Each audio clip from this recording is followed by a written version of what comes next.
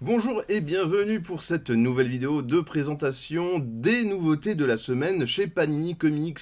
Nous sommes le 3 avril et qui dit première semaine du mois dit notamment sortie des softcovers de Panini Comics avec cette semaine la suite des dernières séries auxquelles on a eu le droit, notamment le mois précédent, quasiment que des séries qui ont commencé le mois précédent, hormis une, avec notamment la suite de Venom and Carnage, Summer of the Symbiotes, un event crossover qui du coup mélange différentes séries Carnage et Venom, avec différents Venom. Je crois qu'il y a du Lady Brock, il y a aussi de l'agent Venom dedans, une série voilà, qui sera destinée aux fans de tous les symbiotes, une édition qui est comme d'habitude, vous le savez maintenant, est disponible dans deux formats, une édition classique en souple, une édition collector limitée en cartonné qui est vraiment très sympathique.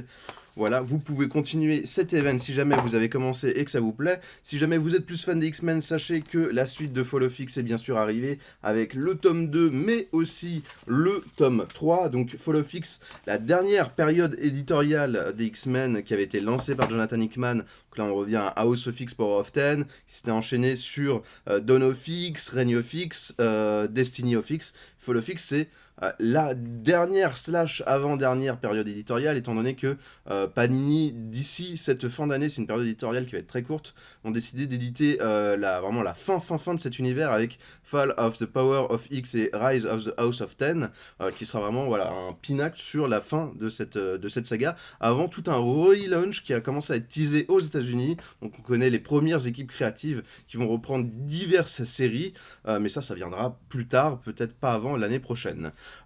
C'est toujours disponible aussi avec des éditions collector en tirage limité à 999 exemplaires. Ici, c'est pour le tome 3 qui met en avant notamment le mariage entre Iron Man et Emma Frost, et aussi le tome 2 qui, pareil, collector, tirage limité à 999 exemplaires.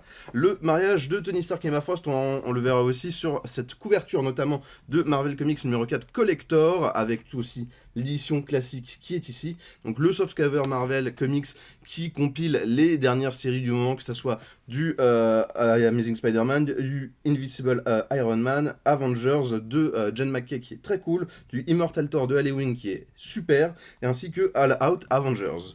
Voilà, ça c'est pour ce qui est des softcovers.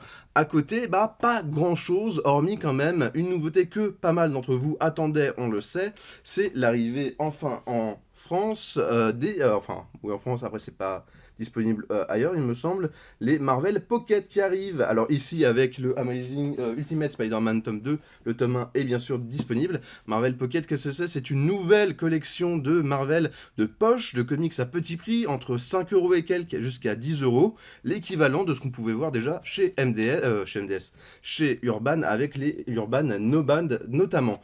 Alors ces bouquins là je vais pas trop m'épancher dessus parce que je vais vous faire une vidéo focus vraiment sur les Marvel Pocket.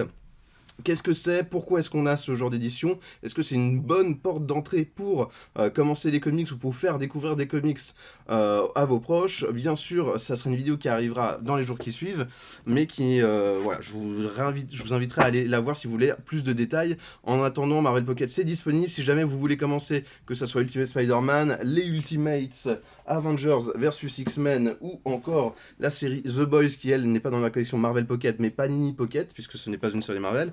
Petite nuance, en sachant que c'est une série qui va être publiée de manière assez intensive, avec une vague de sortie, un peu comme pour les Urban Nomades, tous les 2-3 mois, ce qui fait que, par exemple, Ultimate Spider-Man, je crois qu'on va arriver d'ici la fin d'année au tome 4 ou 5.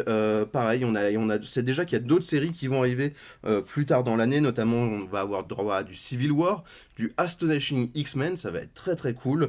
En attendant, c'est une très très bonne, je peux déjà vous dire ça, que c'est une très bonne édition si jamais vous n'avez jamais lu une de ces séries qui sont toutes des séries assez cultes, qui ont toutes cartonné. Je vous invite quand même à aller les voir si ça n'a pas encore été déjà fait, que ce soit pour les séries Ultimate ou même The Boys. C'est vraiment une très bonne édition, mais ça on en reparlera comme je l'ai dit dans une plus grosse vidéo qui arrivera dans quelques jours. Voilà, c'est l'ensemble des sorties, pas grand chose, mais c'est un petit début de mois en douceur quand même, et qui fait plaisir avec notamment l'arrivée de cette nouvelle collection. En attendant, j'espère que ça vous intéressera. Si jamais vous voulez commander n'importe lequel de ces bouquins, ça se passe dans la description de la vidéo. Et en attendant, je vous invite comme d'habitude à vous abonner, à liker la vidéo, tout ça vous le savez. Et je vous retrouve donc très bientôt pour vous parler des Marvel Pocket. En attendant, je vous souhaite de bonnes lectures.